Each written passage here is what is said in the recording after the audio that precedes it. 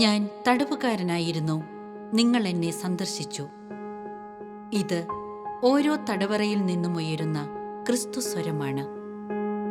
ഈ സ്വരം ശ്രവിച്ച് ജയിലറകളുടെ ഉള്ളിലേക്കു കടന്നു ചെന്ന് ക്രിസ്തു സ്നേഹം പകരുന്ന ഒരു വൈദികനൊപ്പമാണ് ജോഷുവ എന്ന ഈ പ്രോഗ്രാമിൻ്റെ ഇന്നത്തെ യാത്ര. ഇത് CMF സഭാംഗമായ ഫാദർ സബി കൊച്ചിക്കുന്നേൽ, തടവറകളിൽ പ്രേക്ഷിതവേല ചെയ്യുന്ന ജീസസ് ഫ്രട്ടേണിറ്റി എന്ന പ്രേക്ഷിത സംഘത്തിൻ്റെ എറണാകുളം സോണിൻ്റെ അമരക്കാരൻ, അനേകം കുറ്റവാളികളായ മക്കളെ പുത്തൻ ജീവിതത്തിൻ്റെ പ്രകാശത്തിലേക്ക് കരം പിടിച്ചു നയിക്കുന്ന ഇടയൻ, ലഹരിക്കടിമപ്പെട്ടും മറ്റു തിന്മകളിലും കഴിയുന്ന അനേകം വ്യക്തിത്വങ്ങളെ തേടി സമൂഹത്തിൻ്റെ വിവിധ കോണുകളിലേക്ക് സഞ്ചരിക്കുന്ന ജീവിതം, ആഴമായ ദൈവാനുഭവത്തിൽ നിലനിന്നുകൊണ്ട് ക്രിസ്തുവിൻ്റെ ബലിയുടെ സന്ദേശം അനേകർക്ക് മുറിച്ചു നൽകുവാനായി സഞ്ചരിക്കുന്ന വൈദികൻ, തൻ്റെ സുവിശേഷ വയലിലെ ആർദ്രമായ അനുഭവങ്ങളെ സെബിയച്ചൻ നമ്മോട് പങ്കുവയ്ക്കുന്നു.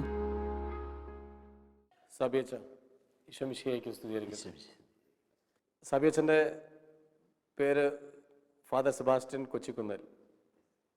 അച്ഛൻ തന്നെ ഒന്ന് അച്ഛനെ കുറച്ചുകൂടെ ഒന്ന് പരിചയപ്പെടുത്തു വെച്ചാൽ, പ്രത്യേകിച്ച് ഷാലോം TV-യുടെ ഈ ഒരു ജോഷുവ എന്ന പ്രോഗ്രാമിലേക്ക് അച്ഛൻ്റെ ആദ്യത്തെ ഒരു വരവാണിത്. തീർച്ചയായിട്ടും അച്ഛനോടൊപ്പം കൂടുതൽ എപ്പിസോഡ് ഉണ്ടാവും. പക്ഷെ അച്ഛനൊന്ന് അച്ഛൻ്റെ വീട് എവിടെയാണ്, വീട്ടിലാരൊക്കെയുണ്ട് എന്നൊന്ന് പറയാം. എൻ്റെ വീട് കോതമംഗലം അടുത്തുള്ള ആയിക്കാട് എന്ന സ്ഥലത്താണ്. ഞാൻ തൃക്കാരിയൂർ ഇടവാംഗമാണ്. എൻ്റെ വീട്ടിൽ അപ്പച്ചൻ മരിച്ചുപോയി. അമ്മയുണ്ട്, 3 സഹോദരങ്ങൾ, 2 സഹോദരിമാരുണ്ട്. എൻ്റെ കുടുംബത്തിൽ 6 മക്കളിലെ ഏറ്റവും ഇളയ മകനാണ് ഞാൻ. അച്ഛാ, സെബാസ്റ്റ്യൻ എന്നാണ് പേരെങ്കിലും സാബിയച്ചൻ എന്ന് വിളിക്കുന്നതാണ് കുറച്ചുകൂടെ കംഫർട്ടബിൾ. അത് കുഴപ്പമില്ല അല്ലേ? ഒഫീഷ്യൽ നെയിം സാബി എന്നാണ്, സെബാസ്റ്റ്യൻ എന്ന് മാമോദിസ പേരാ. അച്ഛൻ കോൺഗ്രിഗേഷൻ വൈദികനാണ് അല്ലേ? CMF ഒന്ന് രണ്ട് സെന്റൻസിലൊന്ന് പറയാമോ അച്ഛാ കോൺഗ്രിഗേഷനെ കുറിച്ച്? ഞങ്ങളുടെ കോൺഗ്രിഗേഷൻ വിക്കിലാണ് തുടങ്ങിയത്. വിശുദ്ധ ആന്റണി മേരി ക്ലാരറ്റാണ് 1847 തുടങ്ങി. ഇന്ന് 64ഓളം രാജ്യങ്ങളിൽ ഞങ്ങൾ വർക്ക് ചെയ്യുന്നുണ്ട്. 35ഓളം പ്രൊവിൻസുകളുണ്ട്. അതിലൊരു മാത്രമാണ് സീറോ മലബാറിലുള്ള, സീറോ മലബാർ റൈറ്റിലുള്ള, ബാക്കിത്തെ എല്ലാം ലാറ്റിൻ റൈറ്റിലാണ്. അതുകൊണ്ട് ഞങ്ങൾക്ക് 2 റൈറ്റിലും ബലിയർപ്പിക്കാനും കുദാശൽ പരിഗണിക്കാനും ഞങ്ങൾക്ക് ബൈ റിച്ചൽ ഫാക്കൽറ്റി ഉണ്ട്. അച്ഛാ, അച്ഛൻ്റെ ഒരു ദൈവവിളി എങ്ങനെയായിരുന്നു? ദൈവവിളിയിലേക്ക് വന്ന വഴി ഒരു പക്ഷേ സാധാരണ ആളുകളിൽ നിന്ന് വ്യത്യസ്തമായി, സാധാരണ വൈദികരിൽ നിന്ന് വ്യത്യസ്തമായി അച്ഛൻ വളരെ വൈകി ഒരു ദൈവവിളിയിലേക്ക് വന്ന ആളാണ്.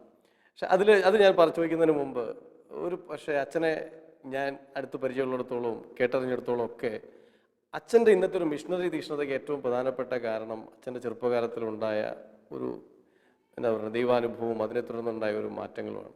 അച്ഛൻ എങ്ങനെയാ അച്ഛൻ ഈ ഒരു ദൈവത്തമ്പുരാൻ്റെ വഴിയിലേക്ക്, യേശുവിൻ്റെ വഴിയിലേക്ക് എങ്ങനെയാ അച്ഛൻ വന്നത്? ശരിക്കും പറഞ്ഞു കഴിഞ്ഞാൽ എൻ്റെ ജീവിതത്തിൽ ആദ്യമായിട്ട് യേശുവിനെ കണ്ടുമുട്ടുക 23-ാം വയസ്സിലാണ്. അതുവരെ സാധാരണ ലോകത്തിൻ്റെ ഒരു യുവാവായിട്ട് അടിച്ചു പൊളിച്ച് നടക്കുന്ന ആ രീതിക്ക് തന്നെയുള്ള ജീവിതമായിരുന്നു. 1993 ഡിവൈൻ ധ്യാനമന്ദിരത്തിൽ ഒരു റിട്രീറ്റ് അറ്റൻഡ് ചെയ്യാനിടയായി. അവിടെ വെച്ച് നടന്ന ഒരു ജീസസുമായിട്ടുള്ള ഒരു എൻകൗണ്ടറാണ് എൻ്റെ ജീവിതത്തിലെ ദൈവാനുഭവത്തിൻ്റെ തുടക്കവും. ആ ഒരു അനുഭവമാണ് എന്നെ പിന്നീട് പൗരോഹിത്യത്തിലേക്ക് എത്തിക്കുകയും ചെയ്തത്.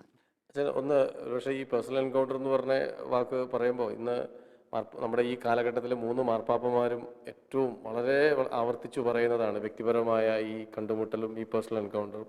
തീർച്ചയായിട്ടും അച്ഛൻ മുമ്പോട്ടുള്ള ഷെയറിങ്സിലൊക്കെ അത് പല സ്ഥലത്ത് വരുമായിരിക്കും. അച്ഛൻ എത്രാമത്തെ വയസ്സിലാണ് വൈദികനാവാൻ പഠനത്തിന് ചേർന്നത്? 31-ാമത്തെ വയസ്സിലാണ് ഞാൻ സെമിനാരിൽ ചേരുക. എങ്ങനെയാ അച്ഛൻ ആ ഒരു ദൈവവിളി തിരിച്ചറിഞ്ഞതും ആ ഒരു ഇത്രയും വൈകിയൊരു സമയത്ത് അങ്ങനെ അച്ഛനാവാൻ തീരുമാനിച്ചത് എങ്ങനെയാണെന്നൊന്ന് പറയാം. 23-ാം വയസ്സിൽ യേശുവിനെ കണ്ടുമുട്ടിക്കഴിഞ്ഞപ്പോൾ ആഗ്രഹം തോന്നി. പക്ഷെ ഞാൻ പിന്തിരിഞ്ഞ് നോക്കിയപ്പോൾ അതിന് മാത്രമുള്ള ഒരു എന്നിൽ അതുണ്ടോ ഇല്ലേ എന്നുള്ള ചെറിയ സംശയം. അപ്പം എൻ്റെ വികാരിയച്ഛനോടൊക്കെ പങ്കുവെച്ചപ്പോൾ പറഞ്ഞു, യഥാർത്ഥത്തിലുണ്ടെങ്കിൽ അത് അവിടെ കിടക്കും, വളർന്നുകൊള്ളും. ഇത് ഒരുപക്ഷെ ധ്യാനം കൂടിയ ഒരു വൈകാരിക തലമായിരിക്കും, ആവേശത്തിൻ്റെ ആ ഒരു ആവേശമായിരിക്കാം, വൈകാരിക തലമായിരിക്കാം. കാത്തിരിക്കാൻ പറഞ്ഞു. കാത്തിരിക്കാൻ പറയുമ്പോൾ തന്നെ ആ കാലഘട്ടങ്ങളിൽ ഞാൻ അറിഞ്ഞൊരു സന്തോഷം, രക്ഷാകര സന്തോഷം. അനേകം പെന്തക്കോസ്തുകാർ ചോദിക്കുന്ന ചോദ്യമുണ്ട്, അവിടെ ഏതർത്ഥത്തിലെന്ന് എനിക്ക് അറിഞ്ഞുകൂടാ. സഹോദരൻ, നിങ്ങൾ രക്ഷിക്കപ്പെട്ടോ? പക്ഷെ ഞാൻ അതിനൊരു അർത്ഥം കണ്ടെത്തുന്നുണ്ട്. ഒരു രക്ഷാകര അനുഭവമുള്ള മകന് മാത്രമേ യേശുവിനെ കൊടുക്കണമെന്ന് ആഗ്രഹം തോന്നുള്ളൂ. എൻ്റെ പാപത്തിൽ നിന്ന് അല്ലെങ്കിൽ എൻ്റെ അസ്വസ്ഥതകളിൽ നിന്ന് വിട്ടിപ്പിക്കുന്ന ഒരു യേശുവിനെ എൻകൗണ്ടർ നടക്കുമ്പോഴാണ് യേശുവിന് കൊടുക്കാൻ സാധിക്കുകയുള്ളൂ. അപ്പം ഞാൻ അങ്ങനെ എൻ്റെ ജീവിതത്തിൽ സംഭവിച്ചതൊന്നും എൻ്റെ കുഞ്ഞനിയന്മാരുടെയോ മറ്റാരുടെ ജീവിതത്തിൽ സംഭവിക്കരുതെന്ന് പ്രാർത്ഥിക്കാൻ തുടങ്ങി. ആ കാലഘട്ടങ്ങളിലാണ് ജീസസ് യൂത്തുമായിട്ട് എൻ്റെ 24-ാം വയസ്സ് മുതൽ ഞാൻ ജീസസ് യൂത്തുമായിട്ട് ബന്ധപ്പെട്ട് കോതമംഗലം സോണിൽ പ്രവർത്തിക്കാൻ തുടങ്ങി. അപ്പം അന്നും ആ വിത്ത് അവിടെ കിടക്കുന്നുണ്ടായിരുന്നു. അത് സമയത്തിൻ്റെ തെളിവിൽ ദൈവം ഒരുക്കിയ വ്യത്യസ്ത വഴികളിലൂടെ കടന്നുപോയിട്ട് ആണ് ഈ വിളി എന്ന് കടന്നു വന്നത്. അച്ഛൻ്റെ ആ ഒരു തീർച്ചയായിട്ടും ഇത് പക്ഷേ വീട്ടുകാരും എല്ലാവരും ഒരു അത്ഭുതത്തോടെ ആയിരിക്കും ഈ സമയത്ത് ഇങ്ങനെ വൈദികനാവാനുള്ള ഒരു തീരുമാനം ഉണ്ടായപ്പോൾ എല്ലാവരും കേട്ടിട്ടുള്ള സ്വാഭാവികമായിട്ടും. ആ ഒരു വൈദിക പരിശീലന കാലഘട്ടത്തെക്കുറിച്ച് പെട്ടെന്ന് അച്ഛൻ എന്താ പറയാൻ തോന്നുന്നു? ഒന്ന്, എല്ലാവരും പറഞ്ഞുകൊണ്ടിരിക്കുന്ന ലേറ്റ് ഒക്കേഷൻ സ്ട്രോങ് ആണെന്നാണ്. ഞാനും അങ്ങനെ തന്നെ വിചാരിച്ചു. പക്ഷെ ഒരേ സമയത്ത് അതിൻ്റേതായ ചില ടെൻഷൻസുകൾ ഉണ്ടായിരുന്നു. മറ്റൊന്നുമല്ല, ഇതെനിക്ക് പൂർത്തിയാക്കാൻ പറ്റുമോ?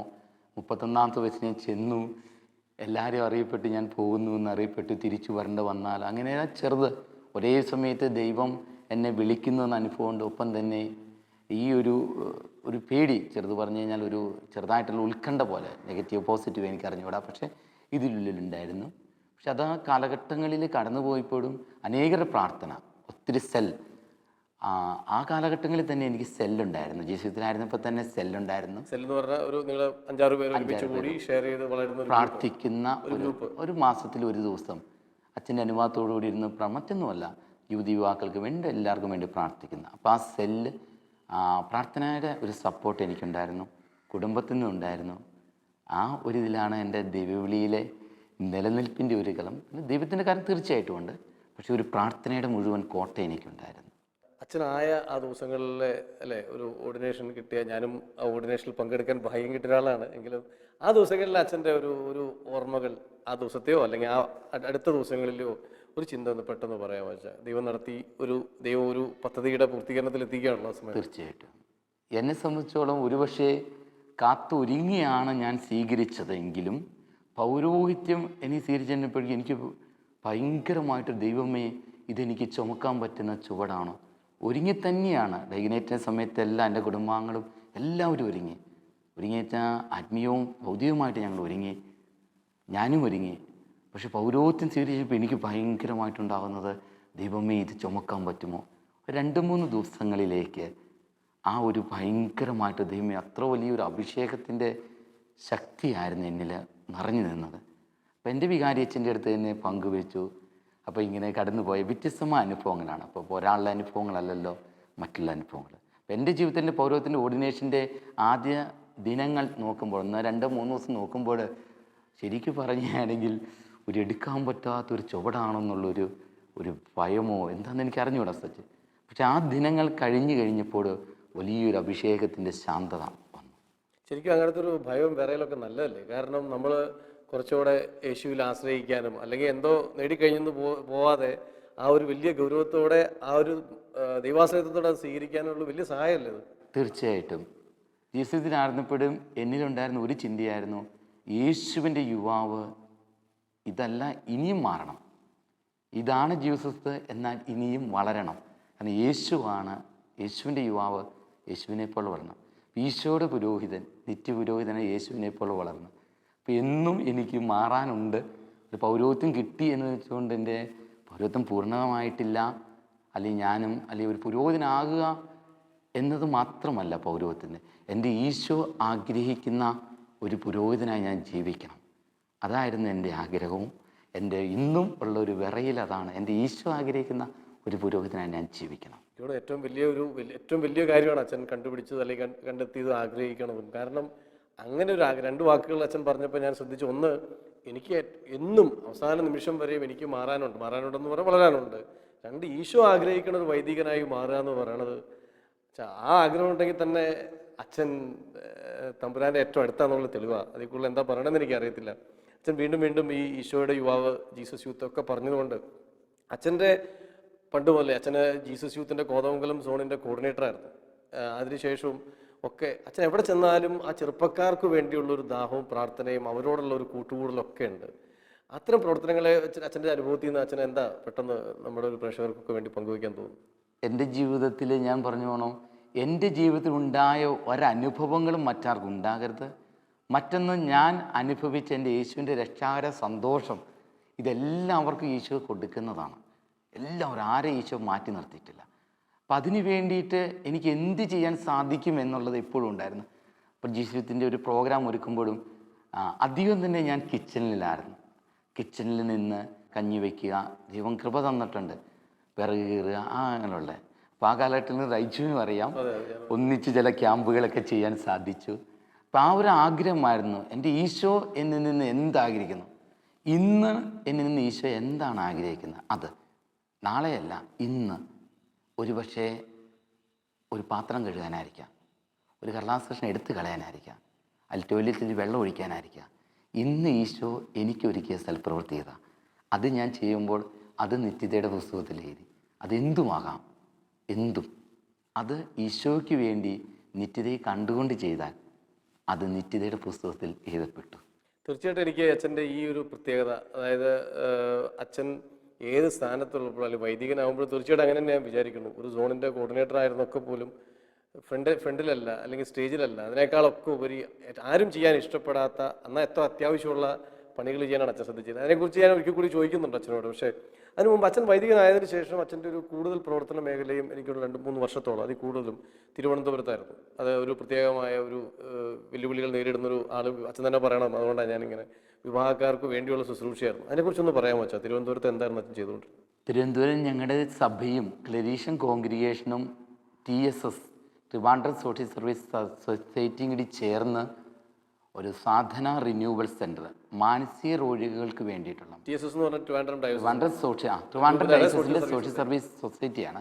അതും ക്ലരീഷ്യൻ കോൺഗ്രിഗേഷനും കൂടി ചേർന്നുള്ള ജോയിൻറ്റ് വെഞ്ചറായിട്ടായിരുന്നു സാധന റിന്യൂവൽ സെൻറ്റർ. മാനസിക രോഗികൾക്ക് വേണ്ടി റോഡിലൂടെ അലഞ്ഞു നടക്കുന്ന മാനസിക രോഗികൾ, കുടുംബത്തിൽ സാമ്പത്തികം ഒന്നുമില്ലാതെ ട്രീറ്റ് ചെയ്യാൻ പറ്റാത്തവർക്ക് വേണ്ടി ബഹുമാനപ്പെട്ട അലക്സാണ്ടറച്ചൻ്റെ ഈശോ കൊടുത്ത ഒരു പ്രചോദനം. അലക്സാണ്ടർ കുരിക്കാട്ട് അച്ഛന് ഞങ്ങളുടെ തന്നെ കോൺഗ്രിഗേഷൻപ്പെട്ടയാണ്. അച്ഛന് ഈശോ കൊടുത്ത ഒരു പ്രചോദനം പങ്കുവെച്ചു. സഭ അധികാരികൾ അനുവാദം കൊടുത്തു. അപ്പോൾ എനിക്ക് പൗരോഹിത്യം കിട്ടിയപ്പോൾ എന്നോട് ചോദിച്ചു, എന്തെങ്കിലും ആഗ്രഹമുണ്ടോ എന്ന് ചോദിച്ചു. ഞാൻ പറഞ്ഞു, എനിക്ക് ഫ്രീ ആയിട്ട് വചനപ്രഘോഷണം നടത്താൻ ഫ്രീ ആയിട്ട് വിടണം. പറഞ്ഞു അതിപ്പോൾ വേണ്ട, പിന്നെ തരാം. വേറെ എന്തെങ്കിലും ആഗ്രഹമുണ്ടോ എന്ന് ചോദിച്ചു. അപ്പം ഞാൻ പറഞ്ഞു, എനിക്ക് ഏതെങ്കിലും അനാഥശാല. അപ്പോൾ എൻ്റെ മനസ്സിലുണ്ട്, കാരണം ഇതാണ് ഞങ്ങളുടെ അസച്ചൊരു അടുത്തുള്ള ഒരു അനാഥശാല. അനാഥശാല എന്ന് പറയുമ്പോൾ പോലും സഹോദരങ്ങൾക്ക് വേണ്ടി ചെയ്യുന്ന, അർഹിക്കുന്നവർക്ക് വേണ്ടി. ആ വാക്കാണ് ഞാൻ ഉദ്ദേശിക്കുന്നത്. അപ്പോൾ എനിക്ക് അവിടെ അപ്പോയിൻമെൻറ്റ് കിട്ടി. ആദ്യത്തെ അപ്പോയിൻമെൻറ്റ് എനിക്ക് ലാറ്റിൻ അതിരൂപതയിൽ, ഒപ്പം തന്നെ ഈ 55ഓളം മാനസികരുടെ കൂടെയായിരുന്നു. അപ്പോൾ അത് എൻ്റെ ലൈഫിലെ ഏറ്റവും എന്നെ പഠിപ്പിച്ചത് ഇവരാണ്. കാരണം അതിനകത്ത് മന്ദബുദ്ധി പോലെയുള്ളവരുണ്ടായിരുന്നു. ഇവർക്കൊന്നും ബുദ്ധി ഇല്ലെങ്കിലും സ്നേഹിക്കാൻ ബുദ്ധി വേണ്ട, ഹൃദയം മതി എന്ന് ഇവരെന്നെ പഠിപ്പിച്ചു. കാരണം ഞാനൊന്ന് സുഖമില്ലാതെ കിടക്കില്ല, എന്തിനു പറഞ്ഞ് ഓടി വന്ന് തലയിലൊന്ന് തൊടും. അവർക്കത് തിരിച്ചറിയാൻ സാധിക്കുന്നു. അപ്പോൾ എനിക്ക് സത്യം അവരെന്നെ പഠിപ്പിച്ചതാണിത്. സ്നേഹിക്കാൻ നമുക്ക് ബുദ്ധി വേണ്ട, ബുദ്ധി കൊണ്ടല്ല സ്നേഹിക്കുന്നത്, ഹൃദയം കൊണ്ടാണെന്ന് അവരെന്നെ പഠിപ്പിച്ചു. കാരണം ഈ മനസ്സുരോഗികളായ ആളുകളെ ശുശ്രൂഷിക്കുക, അവരുടെ കാര്യങ്ങൾ ചെയ്യുക എന്ന് പറഞ്ഞാൽ അത്ര എളുപ്പമുള്ള കാര്യമല്ല. കാരണം വളരെ ഇതിലുണ്ട്. പക്ഷേ തീർച്ചയായിട്ടും അച്ഛൻ്റെ ഒരു പ്രാർത്ഥനയും ദൈവാശ്രയത്വം കൊണ്ട് തന്നെയായിരിക്കും അത് സാധിച്ചതെന്നുള്ളത് അച്ഛൻ്റെ ആ ഒരു വാക്കുകളിലും തീക്ഷ്ണതയിലും ഒക്കെ ക്ലിയറാണ്. എങ്കിലും ഞാൻ ഒന്നും കൂടെ ചേർത്ത് ചോദിക്കണേ, ദൈവത്തിൽ അങ്ങനെ ആശ്രയിച്ചപ്പോൾ, തമ്പുരാനിൽ ആശ്രയിച്ചപ്പോൾ ദൈവം നടത്തിയെന്ന് തോന്നുന്ന ഒത്തിരി കാര്യം ഉണ്ടാവും. എന്നാലും ഒരു 1-2 കാര്യങ്ങൾ അച്ഛനൊന്ന് പറയാമോ അച്ഛൻ? തീർച്ചയായിട്ടും. തിരുവനന്തപുരത്തായിരുന്നപ്പോൾ അവിടുത്തെ റൂഫ് ശരി ഒരു പഴയ ഓഡിറ്റോറിയമാണ് കിടക്കുന്ന, ഒരു വലിയൊരു ഓഡിറ്റോറിയമാണ്. പണ്ടത്തെ സ്റ്റുഡിയോ ആയിരുന്നു. അപ്പോൾ ഈ സ്റ്റുഡിയോയുടെ ഓഡിറ്റോറിയത്തിലാണ് ഇൻമേഴ്സ് കിടക്കുന്നത്. അതിൻ്റെ റൂഫ് ആപ്പസ്റ്റോസ് ഷീറ്റുകളാണ്. അപ്പോൾ അത് വർഷങ്ങൾ ചുമ്പ് കിടന്നുകൊണ്ട് പല കല്ലുകളൊക്കെ എറിഞ്ഞെന്തോ പല ഹോളുകളുണ്ടായിരുന്നു. പക്ഷേ ഇൻമേറ്റ്സിൻ്റെ മേത്ത് ഒരിക്കലും വെള്ളം ചാടില്ല, കട്ടിൽ നീക്കിയിടാം.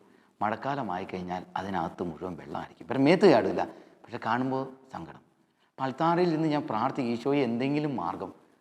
പലരും വന്നു പറഞ്ഞു 3 ലക്ഷം രൂപ, 1 ലക്ഷം രൂപ, 50,000 രൂപ. ശരിക്കും പറഞ്ഞാൽ അസച്ച് നമുക്ക് സാമ്പത്തികമായിട്ടൊന്നുമില്ല. പക്ഷെ ഞാൻ പ്രാർത്ഥിച്ചുകൊണ്ടിരുന്നു ഈശോയോട്, കർത്താവെ എന്തെങ്കിലും ഇടപെടണം. അപ്പോൾ ദൈവത്തിൻ്റെ രീതികൾ വ്യത്യസ്തമെന്നും കൂടി ഞാൻ അനുഭവിച്ചതാണ്. ശരിക്കും ബൈബിളിൽ നമ്മൾ പഴയ നിയമത്തിൽ കാണുന്ന പ്രവാചകന് കാക്കയിലൂടെ ദൈവം ഭക്ഷണം കൊണ്ടു എന്ന് പറഞ്ഞോണം. ദൈവം ഈ ഒരു വലിയ കാര്യം ചെയ്യാൻ വേണ്ടി കടത്തിവിട്ട ഒരു വ്യക്തി ഒരു മദ്യപാനിയായിരുന്നു. അലക്സാണ്ടർ അച്ഛൻ ഒരു വ്യക്തിനെ ഒരു സഹോദരനെ കൊണ്ടുവന്ന് അവിടെ പറഞ്ഞു, മോനെ ഈ മകൻ ഇന്നും ഉണ്ട്, ഇത്തിരി മദ്യം കുടിച്ചിട്ടുണ്ടെന്ന് പറഞ്ഞു. അച്ഛനവിടെ ഏൽപ്പിച്ചു എന്നെ. പിറ്റേ ദിവസം മദ്യം പൂസിറങ്ങി കഴിഞ്ഞപ്പോഴേക്ക് എന്നോട് വ്യക്തി പറഞ്ഞു, ഒന്നെങ്കിൽ എനിക്കിപ്പം മദ്യം മേടിച്ച് തരണം, ഇല്ലെങ്കിൽ വീട് മേടിച്ച് തരണം. അച്ഛനെ വിളിച്ചിട്ട് അച്ഛൻ ഫോൺ എടുത്തില്ല. എന്ത് ചെയ്യും? ആകെ മൊത്തം ദൈവമേ ഞാൻ എന്ത് ചെയ്യും? എൻ്റെ ജീവിതത്തിൽ അങ്ങനെ ഒരു ഡയറക്റ്റ് ഒരു ഇടപെടുന്ന ഒരു രീതി ആദ്യമായിട്ടാണ്. അവസാനം ഞാൻ ബൈക്കിൻ്റെ ബാക്കി കയറ്റി കൊണ്ടുപോയിട്ട് ഇരുട്ടിൻ്റെ മറയിൽ നിന്ന് ഞാൻ പറഞ്ഞു, അതാണ് കട ചേട്ടാ, ഇവിടെ എല്ലാവർക്കും എന്നെ അറിയാം. അച്ഛൻ വന്ന് വീഡിയോ മേടിച്ച നാട്ടുകാർ അച്ഛന് വീഡിയോയിൽ മാത്രമല്ല എല്ലാം ഉണ്ട്. പക്ഷെ ഒരു വീഡിയോയാണ് ആ വ്യക്തിക്ക് വലിക്കാൻ പറ്റുള്ളൂ, ഒരു പാക്കറ്റ് മേടിച്ചിട്ട്. ഞാൻ ഉള്ളുകൊണ്ട് പ്രാർത്ഥിച്ച ദൈവമേ, ഈ വ്യക്തി പിറ്റേ ദിവസം എന്നോട് പറഞ്ഞു, അച്ഛാ ആ റൂഫിൻ്റെ കംപ്ലീറ്റ് ലീക്ക് നമുക്ക് തീർക്കാം. അച്ഛനൊരു സിൽക്കോൺ എന്ന് പറഞ്ഞൊരു ഗമ്മുണ്ട്, അത് മേടിച്ചാൽ മതി, നമുക്ക് കയറി തീർക്കാം. അപ്പോൾ എല്ലാവരും പറഞ്ഞത് പഴയ ബിൽഡിങ്ങാണ്, കയറിയ അപകടമാണ്. അപ്പോൾ ഞാൻ പറഞ്ഞു, അങ്ങനെയാണെങ്കിൽ ആദ്യം ഞാൻ കയറാം, കാരണം എനിക്ക് കുടുംബം അസ്തിച്ചില്ല, നഷ്ടപരിഹാരമൊന്നും ചോദിക്കാനൊന്നുമില്ല. പക്ഷെ കയറി. അങ്ങനെ വെറും 1200 രൂപയിലൂടെ ഒരു പണിയും കൂടി കർത്താവ് എന്നെ പഠിപ്പിക്കുകയും ഒപ്പം തന്നെ ആ കംപ്ലീറ്റ് ലീക്ക് മാറ്റി തരികയും ചെയ്തു. ശരിക്കും ദൈവം ഓരോ കാര്യങ്ങൾക്ക് വേണ്ടി ഇടപെടുന്ന ഒരു രീതി അല്ലേ, നമ്മൾ സഹിഷ്ണുതയോടെ അതിനുവേണ്ടി നിന്നു കൊടുത്താൽ മാത്രം മതി. തമ്പുരാൻ പലപ്പോഴും ദൈവം നമുക്ക് സഹായം എത്തിക്കുന്ന നമ്മുടെ മനസ്സിൽ ഒരു ഐഡിയ ഉണ്ട്, ഇന്ന വ്യക്തിയിലൂടെ ആയിരിക്കാം, മുൻവിധികളുണ്ട്, ഇന്ന വ്യക്തിയിലൂടെ ആയിരിക്കാം. അപ്പോൾ നമ്മൾ ആ വ്യക്തിനെയാണ് ഫോക്കസ് ചെയ്യുന്നത്. പക്ഷേ ദൈവമാണ് സഹായം എത്തിക്കുന്നത്, അത് ഇഷ്ടമുള്ള വ്യക്തിയാണ്. മറ്റൊരു അനുഭവം അവിടുത്തെ തന്നെയുള്ളതാണ്. അവിടുത്തെ ഇൻമേറ്റ്സ് ആശുപത്രിയിലായി. ഏറ്റവും കൂടുതൽ ഞങ്ങൾ കടന്നു പോകുമ്പോൾ ഈ ബൈസ്റ്റാൻഡർ നമുക്ക് ബുദ്ധിമുട്ടാണ്. അപ്പോൾ അങ്ങനെ ഇരിക്കുമ്പോൾ നിവൃത്തിയില്ല. ഒരു വ്യക്തി വന്നു. സത്യത്തിൽ ആ സഹോദരൻ പോക്കറ്റടിക്കാരനാണ്. ഒരു 15 ദിവസം അവിടെ കൂടെ നിൽക്കാൻ വേണ്ടി വന്നു.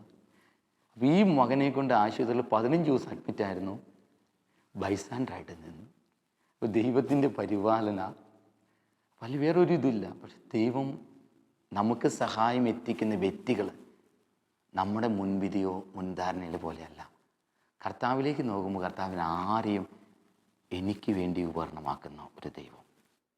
ഞാൻ അച്ഛനെ ഒരു പക്ഷേ തീർച്ചയായിട്ടും അച്ഛനെ ഒരു ധ്യാനം കൂടിയ പശ്ചാത്തലം പറഞ്ഞു, ജീസസ് യൂത്ത് ബാക്ക്ഗ്രൗണ്ട് പറഞ്ഞു. എങ്കിലും ഇതുകൊണ്ട് മാത്രം ഇങ്ങനെ അച്ഛൻ ഇത്രയും ഒരു തീഷ്ണതയോടെ ഇങ്ങനത്തെ കാര്യങ്ങൾ ചെയ്യാനും ഒക്കെ പറ്റുമോ എന്നുള്ള കാര്യത്തിൽ ഞാൻ ഇങ്ങനെ വീണ്ടും ചോദിക്കുക അച്ഛനോട്. ചിലപ്പോൾ ദൈവം ചില ആളുകളെ നിശ്ചയിച്ചിട്ടുള്ള കാര്യങ്ങളിലേക്ക് ദൈവം പെടുത്തും അല്ലേ? അച്ഛൻ അങ്ങനെ തോന്നുന്നുണ്ടോ അച്ഛൻ? തീർച്ചയായിട്ടും. ഞാൻ പലപ്പോഴും എൻ്റെ വീടിൻ്റെ ഫ്രണ്ടിൽ ഒരു തിരുമേനി വർഷങ്ങളായിട്ട് കിടക്കുന്നുണ്ട്. എൻ്റെ വീട്ടിൽ ഫ്രണ്ട് അന്ന് ജീസസ് യൂത്തിലാണ്, വൈദികനൊന്നുള്ള വൈദ്യ വിദ്യാർത്ഥികൾ. അപ്പം ഞാൻ പ്രാർത്ഥന ചെയ്യുമ്പോൾ ഈ മകന് വേണ്ടി എന്തെങ്കിലും ചെയ്യണം. അങ്ങനെ ഇരിക്കുമ്പോഴാണ് ആരുമില്ലാത്ത ആ ദേശം മുഴുവൻ പുള്ളിയുടെ ആയിരുന്നു. എങ്ങനെയോ എല്ലാം നഷ്ടപ്പെട്ടു, മാനസിക രോഗീനെ പോലെയായി, ആരും നോക്കാനില്ല. അപ്പോൾ അങ്ങനെ ഇരിക്കുമ്പോൾ ഞാനൊന്നും പ്രാർത്ഥിക്കുമായിരുന്നു. ലീഡേഴ്സിന് വേണ്ടി ധ്യാനം ആലൂർ വെച്ച് നടത്തി. അവിടെയും വെച്ച് ഞാൻ പ്രാർത്ഥിച്ചു, ദൈവമേ എന്തെങ്കിലും ഈ വ്യക്തിക്ക് വേണ്ടി ചെയ്യണം. തിരിച്ച് വീട്ടിൽ ചെന്നപ്പോഴേക്കും എൻ്റെ ചേട്ടൻ പറഞ്ഞു, എന്നെ വീട്ടിൽ വിളിക്കുന്നത് സേവിച്ച തിരുമേനി എവിടെയോ കടയുടെ തിണ്ണയിൽ എന്തോ അസ്വസ്ഥം കിടക്കുന്നുണ്ട്, എവിടെയെങ്കിലും ആക്കാൻ പറ്റുമെങ്കിൽ ഒന്ന് പോയി നോക്ക്. ചെന്ന് കഴിഞ്ഞപ്പോഴും മോഷനായിട്ട് വയറിളകി, നമ്മൾ മലയാളത്തിൽ പറയണം, എല്ലാം വിസർജനം നടത്തി വരാന്തയിൽ കിടക്കുന്നു. ഒരു ഓട്ടോറിക്ഷക്കാരനെ വിളിച്ചു, പുള്ളിക്ക് ഇച്ചിരി മടി, ഞാൻ പേപ്പർ വണ്ടി കയറ്റാൻ അങ്ങനെ അവരുടെ ഇതിലാകും. ഞാൻ 2-3 പേപ്പർ ഷീറ്റ് എടുത്തു, വീടിൻ്റെ അവിടെ കൊണ്ടുവന്ന് കുളിപ്പിച്ചു, ഭക്ഷണം കൊടുത്ത് നഖമെല്ലാം ഉണ്ട്. ഒരു ശാന്തനായിട്ട് ഈ മാനസരോഗിയായ ഈ വ്യക്തി ഒരു ശാന്തനായിട്ട് കരങ്ങളെല്ലാം നീട്ടി. എന്നിട്ട് ആ വ്യക്തിനെ കൊണ്ട് വേറെ സ്ഥലത്ത് കൊണ്ടുവന്നാക്കി. ആദ്യമായിട്ട് കർത്താവ് എന്നെ ഈ ആഗ്രഹം ഉണ്ടായിരുന്നിട്ട് എങ്ങനെ തുടങ്ങണമെന്നറിയാൻ പാടില്ലാതെ നന്മ ചെയ്യുന്ന ആഗ്രഹമുണ്ട്, പക്ഷേ ഈശോ ശരിക്കും എന്നെ അതിൽ കുടുക്കി. മറ്റൊരിതാണ് ഒരു ഹൈന്ദവ സഹോദരൻ ഇതേപോലെ തന്നെ വളരെ രീതിക്ക് മദ്യപിച്ചും ലഹരി അടിച്ചിട്ട് മഹോദരം വന്ന് ലിവർ സിറോസിസ് വന്നിട്ട് മരിക്കാൻ വേണ്ടി കിടക്കുന്ന അവസ്ഥയിൽ മറ്റൊരു അനാശാലയിൽ ആൾ വന്ന് കൂട്ടിക്കൊണ്ട് പോകാൻ വേണ്ടി ഇവരെ ഞാൻ തന്നെ വിളിച്ചുകൊണ്ടുവന്ന് കണ്ടപ്പോൾ പറഞ്ഞു, ഞങ്ങൾക്ക് എടുക്കാൻ പറ്റില്ല, നാളെ തന്നെ മരിച്ചു പോകും. എനിക്കാണെങ്കിൽ ഈ വ്യക്തിനെ ഇടാനും പറ്റുന്നില്ല. ഒരു ഭയങ്കര വേദന അവസ്ഥയിൽ കിടന്നു. ഈ വ്യക്തിനെയും കൊണ്ട് എടുത്തു കൊണ്ടുവന്ന് കോതമംഗലം ഗവൺമെൻറ് ആശുപത്രിയിൽ കൊണ്ടുപോയി.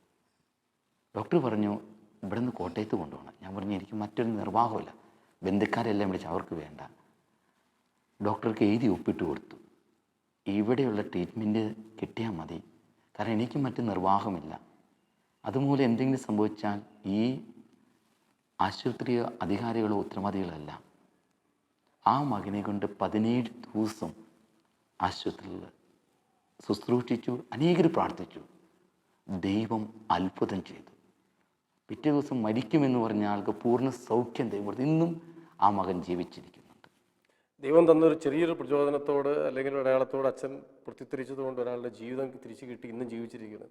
ഇപ്പോൾ ഇന്ന് നമ്മൾ വൈദികർ മാത്രമല്ല, ആളുകളൊക്കെ ഒന്ന് ഇതുപോലെ ഒന്ന് കണ്ണു തുറന്നെങ്കിൽ, ദൈവം കാണിക്കുന്ന അടയാളങ്ങൾ ഒന്ന് കണ്ടിരുന്നെങ്കിൽ എത്രയോ പേര് രക്ഷപ്പെടില്ല അച്ഛൻ.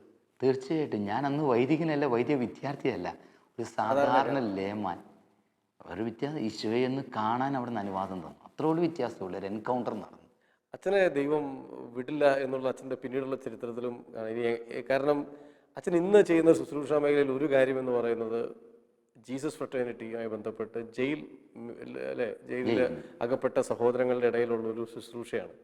തീർച്ചയായിട്ടും ആ ശുശ്രൂഷയെക്കുറിച്ചൊക്കെ അച്ഛൻ്റെ അടുത്ത എപ്പിസോഡിൽ അച്ഛൻ കൂടുതൽ പറയണം. പക്ഷേ ഇവിടെ ഒരു കാര്യം അച്ഛൻ പറയാതിരിക്കാൻ പറ്റില്ല. ഈ എപ്പിസോഡ് അവസാനിക്കുന്നതിന് മുമ്പ് അച്ഛന് അത്ര ഇഷ്ടപ്പെട്ടെടുത്ത ശുശ്രൂഷയാണോ ഇത്? കാരണം ഇത് എളുപ്പമാണോ അച്ഛൻ? കാരണം മനുഷ്യർക്ക് ഈ പ്രതികളായിട്ടുള്ള ആളുകളോട്, ചില കുറ്റകൃത്യം ചെയ്യുന്നവരോട് അത്രയും ദേഷ്യമാണ് മനുഷ്യർക്ക്, നല്ല ആളുകൾക്ക് പോലും ദേഷ്യമാണ്.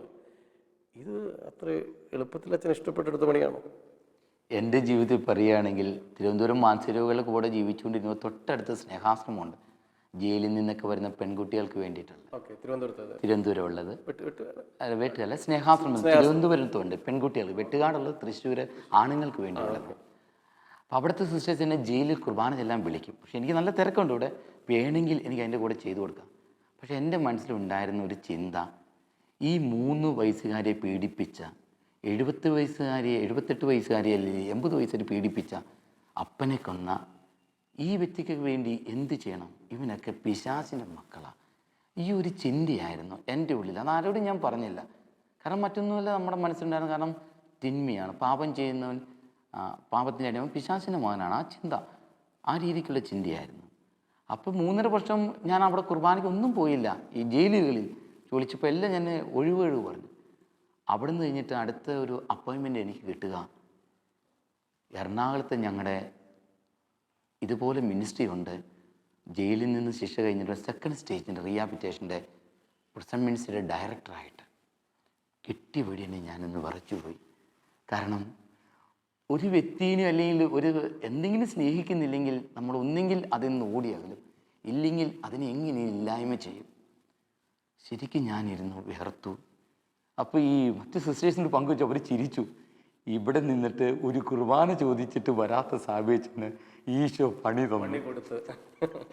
പക്ഷേ എൻ്റെ ഉള്ളിൽ ഈശോയുടെ മുമ്പിൽ തുറവിയുണ്ട്. കർത്താവ് നീ എൻ്റെ ഉള്ളിൽ അറിയുന്നത്. കാരണം എനിക്ക് എൻ്റെ ഉള്ളിൽ കിടക്കുന്ന ചിന്തയായിരുന്നു അത്. അപ്പം ഞാൻ ഞങ്ങളുടെ ചാപ്പലിൽ നിന്ന് പ്രാർത്ഥിക്കുന്നത്, ഈശോയെ സ്നേഹിക്കാതെ ഇത് ചെയ്യാൻ പറ്റില്ല. അപ്പം ഈശോ എന്നോടൊരു കുഞ്ഞിനെ പോലെ ചോദിച്ചു, അപ്പൻ്റെ ജീവൻ ആരാ തന്നത്? ഞാൻ പറഞ്ഞു, ഈശോയെ നീയാ. അമ്മയുടെയോ? ദൈവമേ നീയാ. അങ്ങനെ ചോദിച്ച് അമ്മേനെ അനാവശ്യം വിളിക്കുന്ന ദൈവമേ നീ, തല്ലുന്നവനെയോ ദൈവമേ നീ, ഈ 3 വയസ്സുകാരിയെ നശിപ്പിച്ച് പീഡിപ്പിക്കുന്നവൻ്റെ ജീവൻ ആരാ തന്ന ദൈവമേ നീ. ആണ്ട് അവിടെ നിന്ന് ചോദിച്ചു, അങ്ങനെയാണെങ്കിൽ മോനെ ആരെങ്കിലും പിശാചിൻ്റെ മക്കളുണ്ടോ? ഞാൻ പറഞ്ഞു ഇല്ല ദൈവമേ. അവിടെ നിന്ന് കൂട്ടിച്ചേർത്തു. പക്ഷേ അനേകരെ തിന്മ അടിമപ്പെടുത്തിയിട്ടുണ്ട്. അനേകരെ ലോകത്താരും പിശാചിൻ്റെ മക്കളില്ല. സാത്താൻ വർഷിപ്പുകാർ പോലും ഈശോയുടെ പൊന്നോമൽ, ഈശോ തിരുരക്തം കൊടുത്ത് വാങ്ങിയ മക്കളാണ്. തിന്മ അടിമപ്പെടുത്തിയില്ല അനേകർ. വിവിധ ജീവിതാന്തസ്സുകൾ ആരും പിശാചിൻ്റേതല്ല. ആ ഒരു തിരിച്ചറിവ് കണ്ണീരോടുകൂടി ആ അനുഭവം കിട്ടിയപ്പോൾ ആദ്യത്തെ ബലി അർപ്പിക്കാൻ കടന്നു ചെയ്യുന്നത് ആലുവ സബ് ജയിലാണ്. അന്ന് അവിടെ ഒരു അത്ഭുതം ദൈവം ചെയ്തു. ആ ബലിയർപ്പണത്തിൽ പങ്കെടുത്ത എല്ലാവരും കണ്ണിലൂടെ കണ്ണുനീരൊട്ടി. കാരണം ഞാൻ നിറഞ്ഞ സ്നേഹത്തിലാണ് ഈശോ സ്നേഹിക്കുന്ന ഈശോയുടെ പൊന്നോമന മക്കൾ കണ്ടുകൊണ്ടാണ് ബലിയർപ്പിച്ച്. ആ ബലിയർപ്പണം കഴിഞ്ഞ് ഇറങ്ങി വരാത്തവർ പോലും ജയിലിൻ്റെ ക്രാസിക്ക് ജയിലഴികളിലുള്ളിലേക്ക് തല നീട്ടിപ്പിടിച്ചിട്ട് തലയിൽ നിന്ന് സ്പർശനത്തിന് വേണ്ടി അവർ തല നീട്ടിവെച്ചു. അതൊരു ശരിക്കും എൻ്റെ ജീവിതത്തിൽ എൻ്റെ കർത്താവ് എന്നെ പഠിപ്പിച്ചതാണ്. മറ്റൊന്നുമല്ല, ആരും പിശാചിൻ്റെ മക്കളില്ല, ഈശോയുടെ പൊന്നോമന മക്കൾ. അനേകർ വേണം ഇനിയും ഈശോയ്ക്ക് ഈ ആത്മാക്കൾ ബന്ധിക്കപ്പെട്ട വിവിധ രീതിയിൽ അവർ വിടുതൽ കൊടുക്കുവാൻ. അതാണ് എൻ്റെ ഒരു അനുഭവം. അച്ഛാ, ഏതൊരവസ്ഥയിലും ഏത് സാഹചര്യത്തിലുമുള്ള ആളുകളെ ദൈവമക്കളായി കാണാനുള്ള അച്ഛൻ്റെ ഈ തുറവിയും ഈ ബോധ്യവും അത് ദൈവം തന്ന വലിയൊരു സമ്മാനം തന്നെ അച്ഛൻ. തീർച്ചയായിട്ടും എനിക്കും അത് ഉറപ്പുണ്ട്. ഞാനും ഈ സമയം ദൈവത്തിന് നന്ദി പറയാണ്. കാരണം അത്രയും വലിയൊരു ഇതിലേക്കാണ് ദൈവം അച്ഛനെ വളർത്തിയിട്ടുള്ളത്. അച്ഛാ, നമ്മൾ ഈ ഒരു എപ്പിസോഡിൽ അച്ഛൻ്റെ ഓരോ ഷെയറിങ്ങുകളും, അച്ഛൻ്റെ ഒരു കുടുംബവിശേഷം പറഞ്ഞത് മുതൽ അച്ഛൻ്റെ ഒരു വ്യക്തിപരമായ യേശുവിനെ കണ്ടുമുട്ടുന്ന ഒരു പേഴ്സണൽ എൻകൗണ്ടർ എക്സ്പീരിയൻസ് ഉണ്ടായ കഥയും ഒക്കെ, ഇന്ന് ദൈവം വിളിക്കുന്ന ഓരോ ശുശ്രൂഷ മേഖലയിലും അച്ഛൻ അതിനോട് റെസ്പോണ്ട് ചെയ്യുന്ന രീതി, അല്ലെങ്കിൽ ദൈവം ഈശോ അച്ഛനെ പെടുത്തുന്ന രീതിയുടെ ഈ ഷെയറിങ്ങും അതിനോട് അച്ഛൻ പോസിറ്റീവായിട്ട് റെസ്പോണ്ട് ചെയ്യുന്ന രീതി, ഓരോ പങ്കുവെക്കലും വളരെ വളരെ ഹൃദ്യമായിരുന്നു. നമുക്ക് ഇഷ്ടമുള്ളത് ചെയ്യലല്ല, ഈശോ തരുന്ന ശുശ്രൂഷ ഇഷ്ടപ്പെടലാണ്. അച്ഛൻ്റെ വിലയേറിയ സാന്നിധ്യത്തിനും ഈ പങ്കുവെക്കലുകൾക്കും ഒത്തിരി നന്ദി. അടുത്ത എപ്പിസോഡിൽ അച്ഛൻ്റെ ഈ ജയിൽ മിനിസ്ട്രിയുമായി ബന്ധപ്പെട്ട വിശേഷങ്ങളും മറ്റ് ശുശ്രൂഷാ മേഖലകളിലെ കാര്യങ്ങളും ഒക്കെ നമുക്ക് കൂടുതൽ പങ്കുവെക്കണം. അപ്പോൾ ഒരിക്കൽ കൂടി ജോഷുവ എന്ന ഈ പ്രോഗ്രാമിൽ അച്ഛൻ്റെ നിറഞ്ഞ സാന്നിധ്യത്തിന് നന്ദി. സ്നേഹത്തിൻ്റെ സുഗന്ധം കാൽവരിയിൽ നിന്നും ഒഴുകുന്നു എന്ന തിരിച്ചറിവോടെ തിന്മയുടെ ലോകത്തിൽ നിന്നും അനേകരെ നന്മയുടെ താഴ്വാരങ്ങളിലേക്ക് ആനയിക്കുന്ന ജീവിതം. ഒരു ക്രിസ്തു ശിഷ്യന്റെ സുവിശേഷ വയലിലെ തീർത്ഥയാത്ര. ലോകം മുഴുവൻ ക്രിസ്തുവിന്റെ സ്നേഹസന്ദേശം പകരുവാനായി നമുക്കും യാത്രയാകാം. തെരുവിൽ നിന്നും തടവറകളിൽ നിന്നും ഇതാ ക്രിസ്തുവിന്റെ രോദനമുയരുന്നു. ആര് എന്നെ സന്ദർശിക്കും? ഇതാ ഞാൻ എന്ന് ഏറ്റുപറഞ്ഞുകൊണ്ട് നമുക്കും ആ നിത്യജീവന്റെ വഴിയിൽ യാത്രയാകാം. ദൈവരാജ്യവയലിൽ സഞ്ചരിക്കാം. ശിമയോനും യാക്കോബും യോഹന്നാനും വലകഴുകും വലക്കാരും വഞ്ചിക്കാരും. ശിമയോനും യാക്കോബും യോഹന്നാനും വലകഴുകും വലക്കാരും വഞ്ചിക്കാരും. ഒരു നിമിഷം കേൾക്കാമോ നിങ്ങൾക്കായി നൽകാം ഞാൻ ഇന്നൊരു സന്ദേശം. നിങ്ങളെ സാക്ഷാൽ മുക്കുവരാക്കാൻ ഉതകും സുവിശേഷം. നിങ്ങളെ സാക്ഷാൽ മുക്കുവരാക്കാൻ ഉതകും സുവിശേഷം.